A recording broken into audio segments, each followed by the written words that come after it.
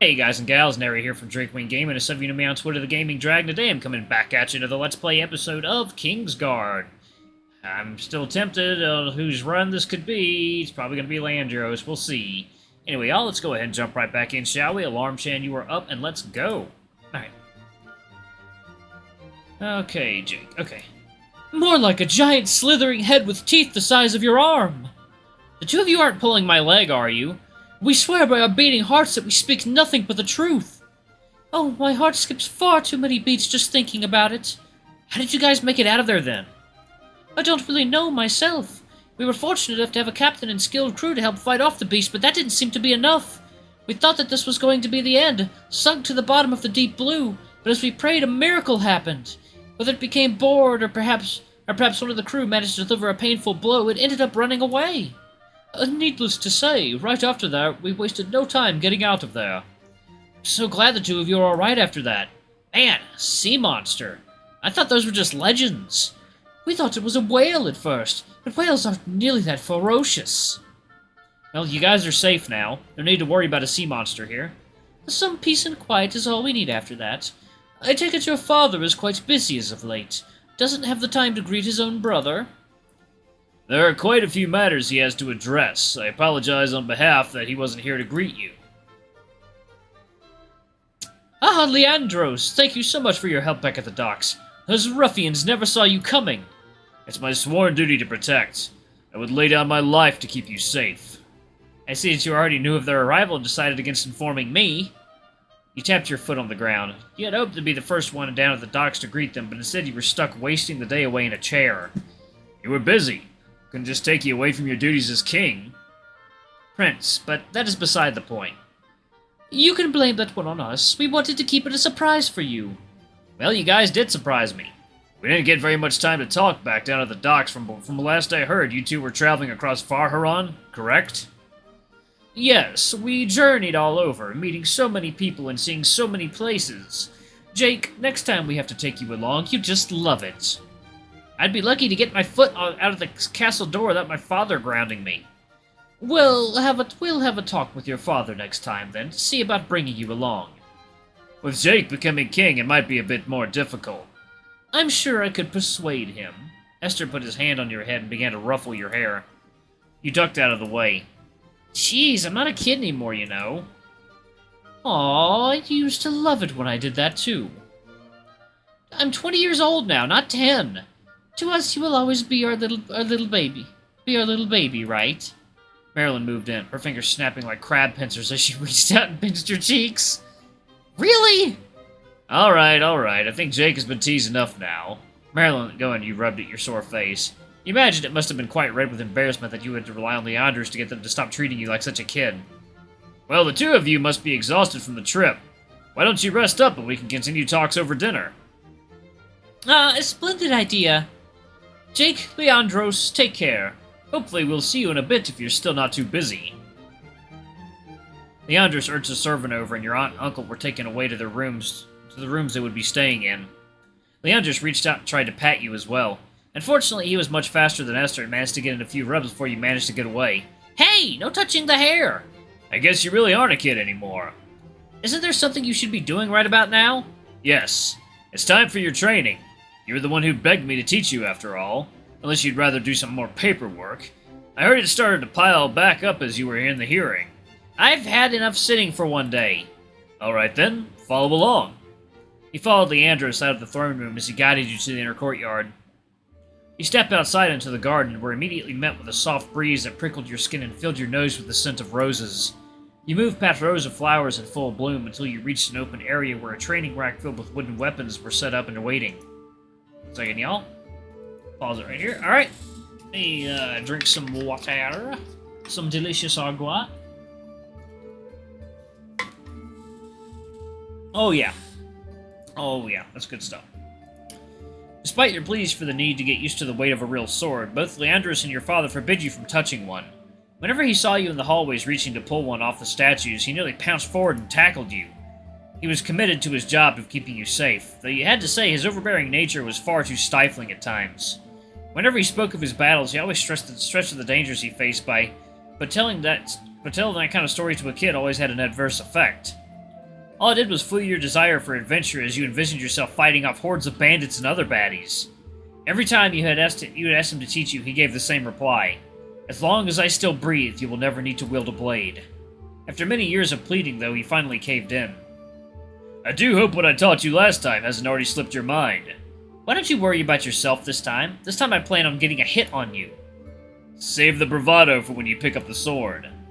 Before the lesson began, the two of you took off clothing to light yourself for the training ahead. In the beginning, you found out the hard way the value of wearing practical clothing over comfort when it came to combat. Leandros never went easy on you, and you learned that while all that extra padding would help protect you from some of the attacks he dealt, you needed to be more mobile. Dodging was much more preferable to taking hits, and you needed all the help you could get. Doubly so that he was a beastman of considerable strength and speed. As he began to unbuckle several straps from his armor and remove them piece by piece, you couldn't help staring. Even when he was only around the age of 15 or so, Leandros was always well built, but that might have just been a quality of most beastmen. Oh my. They seemed to be able to gain muscle so much faster than humans, and you found it kind of made you jealous. And you found it kind of made you jealous even if you never exercised that much. Was it even fair that he always had such a flawless figure? Even those the brothel couldn't compete. You found yourself far too distracted, your thoughts becoming borderline taboo. You quickly looked away and wiped away the sweat from your brow when you removed your coat. Must be the heat. Yes, that must have been it. Why to think of a beastman in such a way would be outrageous. And to your protector? Your brother? Even if not by birth, it was still shameful. Still... Your eyes wandered back over. He finished undressing and walked over to the weapon rack. The way his arms bulged out as he picked up a sword, you bit your lip. You looked away again and struggled to get off the rest of your clothing. With how much you were sweating, it clung to you like fleas to a dog, and you hadn't even started practice yet. Hey, you doing alright? Yeah, this weather really isn't helping so much. I see. Perhaps we'll train in the shade then. Is it really just the weather? You need to visit Rose's Cathedral again. Despite the reaction, your lesson went on as normal. Before long, you were somewhat getting back into the swing of things. Though you could barely land a hit on him and most of your efforts to block an attack ended with your sword knocked out of your hand. Leandros beat you when it came to speed, strength, and stamina. Really, everything. But he urged you to keep trying. Keep your stance low. Don't look away from your opponent. You're still too rigid. Despite being a prince, he gave you no mercy when it came to fighting. Around you, he usually looked tired and exhausted, but the moment a blade went into his palm, his droopy eyes opened, his pupils dilated, he gave you a serious, bloodthirsty stare. He treated every training session as though it was real combat, was a real battle, despite being the one to tell you that you would never need to pick up a real sword. You did your best to find openings and go in the offensive, but you were feeling as though he was perhaps trying a bit too hard. I feel like I'm not improving at all. I still can't even get a single hit in on you unless you slip up. I'm not any better than when I started. Can't you maybe go a bit easier on me? That is simply because I'm a better fighter than you and have far more experience. If I go easy on you, you also won't improve.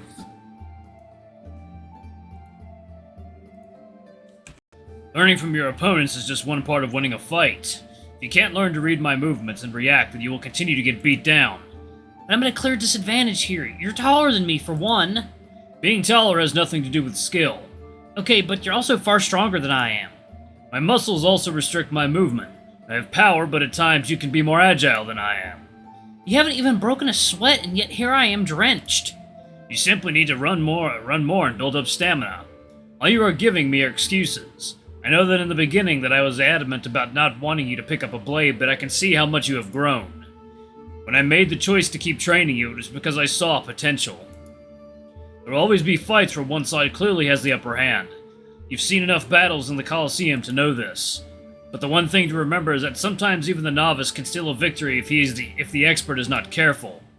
Battles are fickle and dangerous events, sometimes determined by the flip of a coin. His blade batted aside one of your flimsy attempts at a forward strike. How's that? You jumped to the right and out of the way of his swift counter. Do you recall with that time a few months back when we went to the arena?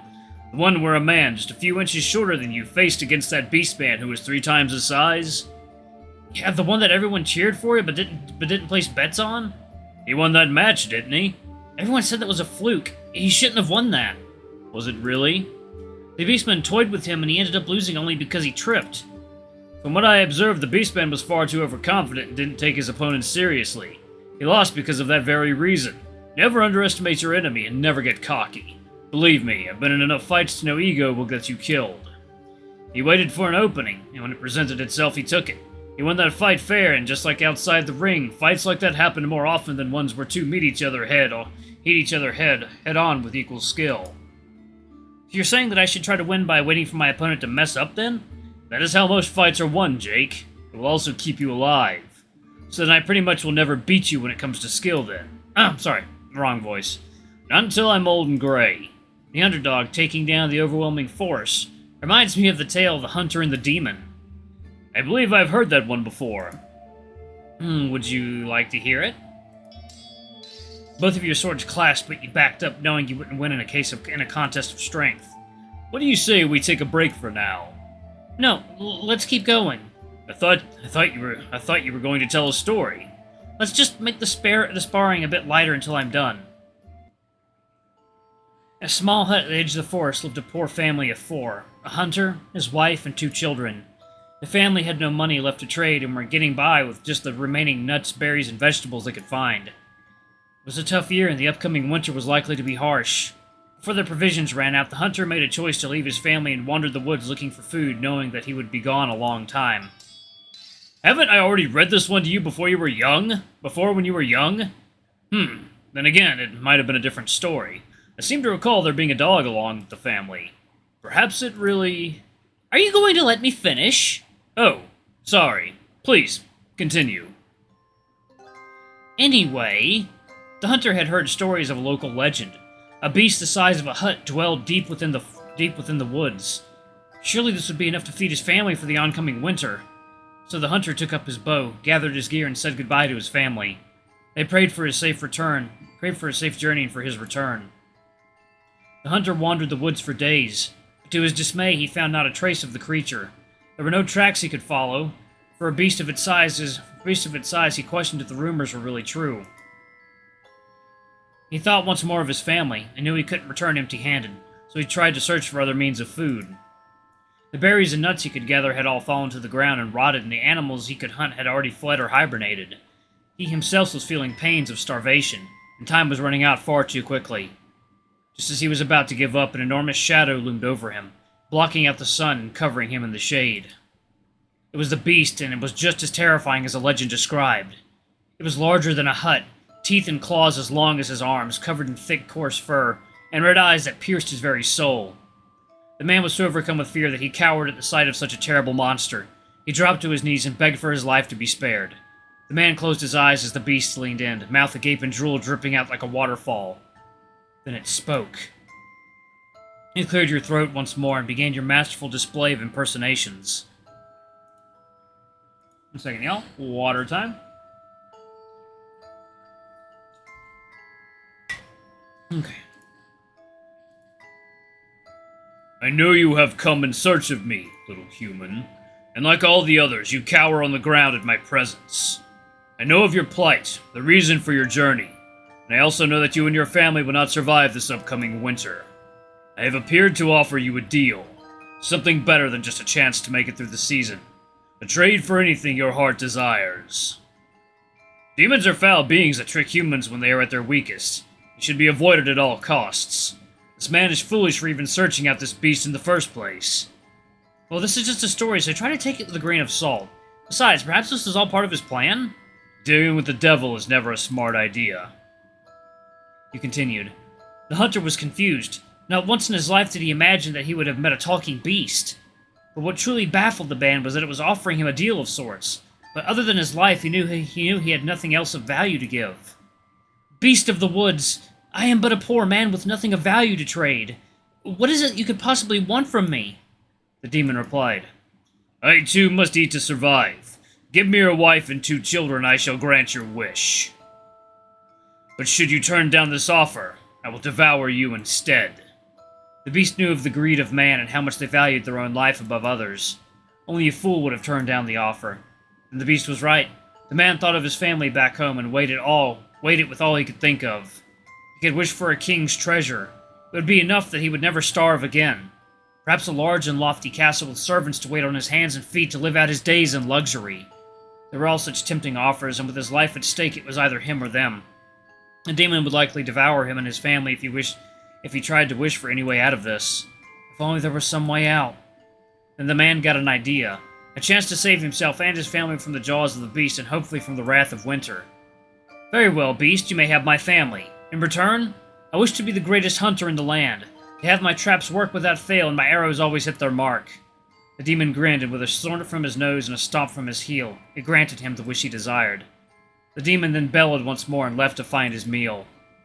The demon was so pleased with his latest victim that he strolled through the forest at a sluggish pace. The family at home would be waiting for the hunter to arrive, but they wouldn't need to much longer. This is without a doubt the worst story I have ever heard. What is the moral of this tale anyway? That you can't get whatever you want by forsaking others? Leon, stop interrupting! Right. Sorry. Where was I? Where was I again? Oh. While the demon moved on, believing it had ensnared another victim in its trickery, the hunter was already quick at work to save his family from the beast's jaws. The peasant moved ahead of the beast and made simple but effective traps on the path to his home to slow down the creature. Oh, man, this is cool. The demon in its size kept getting trapped within them, realizing that the peasant was attempting to stall his advance as he grew furious. The peasant eventually made it home before the demon could arrive and warned his family to leave the house and hide for a while. The demon soon tramped out of the forest and found the hut with the peasant waiting outside. You thought you could trick me, but I will have them, the demon bellowed. Alright, y'all, I'm going to go ahead and pause it right there. Thank you all so much for watching. Don't forget to like, comment, subscribe, ring that notification bell, leave a super thanks, or a tip if you can, it always helps. Until the next video, I love you all. I'll see you next time. Bye-bye!